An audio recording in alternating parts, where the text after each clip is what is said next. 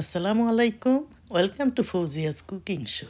আজকে আমি আপনাদের সাথে শেয়ার করব সর্দি কাশি ঠান্ডার এক মহৌষধ সরিষা ভর্তা, তাও আবার দুই পদের। দুই রকম করে বানিয়ে দেখাবো।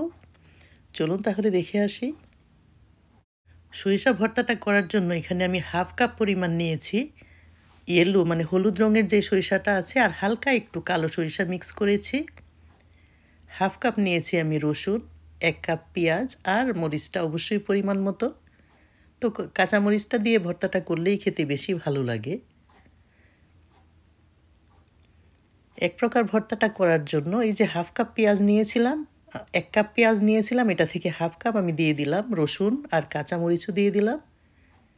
এখন এটার সাথে পরিমাণ মতো একটু লবণ দিয়ে দিব, আর খুবই হালকা পরিমাণ একটু তেল দিয়ে, এই যে তেলও দিয়েছি অল্প, এটাকে একটু ভেজে নিব।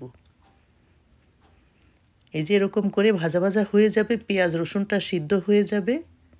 তারপরে এটাকে নামিয়ে ঠান্ডা হওয়া পর্যন্ত অপেক্ষা করব। তারপরে এটাকে বেটে নিতে হবে। আর অন্যরকম যে ভর্তাটা করব সেটার জন্য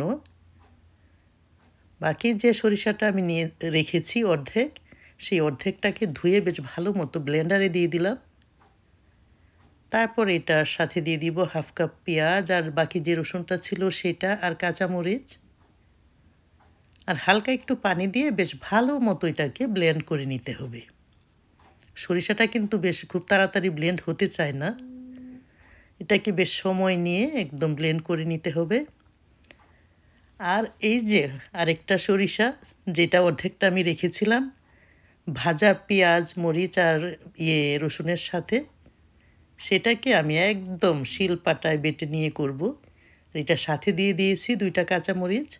কাঁচামরিচটা সাথে দিয়ে বাটলে আর সরিষাটা তিতা লাগবে না, সেজন্য। সরিষাটা হাফ বাটা হয়ে গিয়েছে। এখন সেই যে ভাজা কাঁচামরিচ পেঁয়াজ সব কিছু একসাথে দিয়ে এটাকে বেশ ভালো মতো একদম মিহি করে বেটে নিতে হবে। আর আরেকটা টিপস আপনাদেরকে এখানে বলে রাখা ভালো, যে আমরা যারা কাঠের উপরে বোর্ডের উপরে শিলপাটাটা রেখে বাটাবাটি করি, এটার নিচে যদি কিচেন টাওয়েল একটা একটু ভিজিয়ে নিচে দিয়ে দেন, তাহলে পাটাটা আর দৌড়াদৌড়ি করবে না। এই যে বাটা হয়ে গিয়েছে, যদিও সরিষা ভর্তা তেল না দিলেও হয়, কিন্তু তারপরেও পেঁয়াজ রসুন কাঁচামরিচের পরিমাণে আমি সরিষার তেলটা দিয়ে দিয়েছি। এখন জাস্ট শুধু মাখিয়ে মজা করে খাবেন। এই ভর্তাটা কিন্তু খুবই ঝাঁজ, খাওয়ার সময় একদম নাক কান দিয়ে একদম বাতাস বের হয়, নাক দিয়ে পানি ঝরতে থাকে। আর এর সাথে সাথেই কিন্তু ঠান্ডাটা কেটে যায়। ঠান্ডা কাশির এক মহা ঔষধি গুণে ভরপুর এই সরিষা ভর্তা। আপনারাও ট্রাই করতে পারেন, খেয়ে দেখতে পারেন। অন্য ধরনের সরিষা ভর্তাটা করার জন্য যে পেস্টটা আমি করে নিয়েছি ব্লেন্ডারে, সেটাকে এখন ভেজে নিব। অনেকে মনে করতে পারেন যে কাঁচা সরিষার ভর্তা এটা আবার কেমন লাগবে। তো দেখেন, আমি একটু অন্যরকমভাবে করছি। এখানে দিয়ে দিলাম 2 টেবিল স্পুন পরিমাণ সরিষার তেল। তেলটা গরম হয়ে আসলে সেই যে পেস্টটা করে রেখেছি সেটাকে অ্যাড করে দিলাম, আর ব্লেন্ডার ধুয়ে সামান্য একটু পানি দিয়ে দিলাম।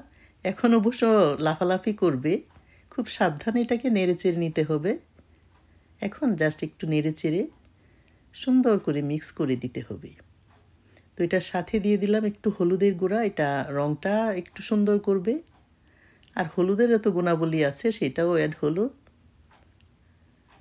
তো হলুদটা দিয়ে দেওয়ার পরে সুন্দর করে একটু নেড়েচেড়ে এটাকে বেশ সময় নিয়ে করতে হবে, তার কারণ যেহেতু অল্প অল্প পানিও ছিল এটার মধ্যে, এই পানিটা মিক্স হয়ে যাবে।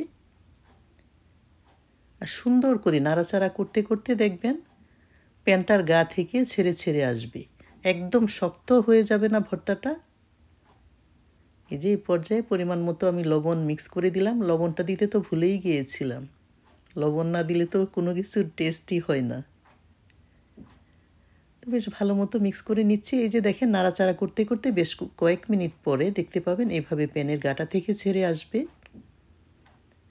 আর নিচে একটু লাগা লাগা ভাব হয়ে আসবে। তো খুব সাবধানতার সাথে এটাকে নেড়ে চেড়ে নিতে হবে। দেখেন, নাড়াচাড়া করতে করতে আমার ভর্তা রেডি।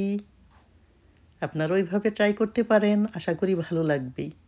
সরিষা ভর্তার 2 গুণ 2 রূপ, এই যে এটা কাঁচা আর এটা পাকা। আবারও কথা হবে নতুন কোনো রেসিপি নিয়ে। সেই পর্যন্ত আপনারা সবাই ভালো থাকবেন। আল্লাহ হাফেজ।